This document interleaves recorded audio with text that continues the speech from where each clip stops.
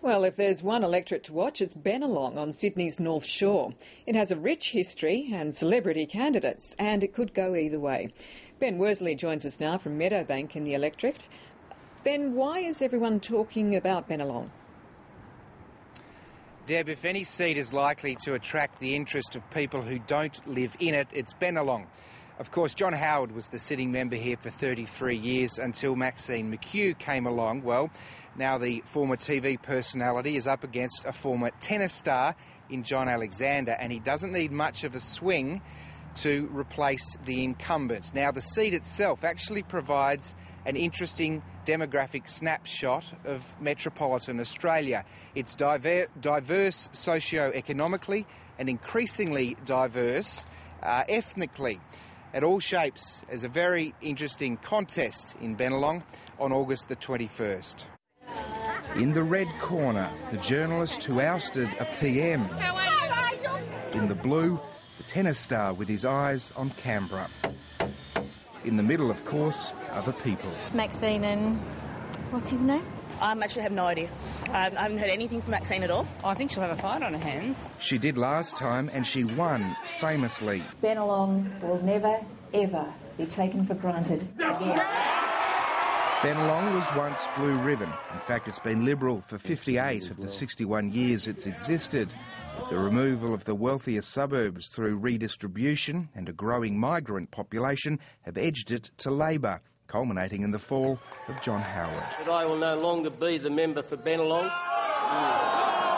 After a 5% swing that night, it now sits on 1.4%, and the Liberals think it's winnable. Cue John Alexander. They've got to cover the line and cut off the cross-court. His fame comes from tennis. Rally of the match. World number 8 and Davis Cup champion.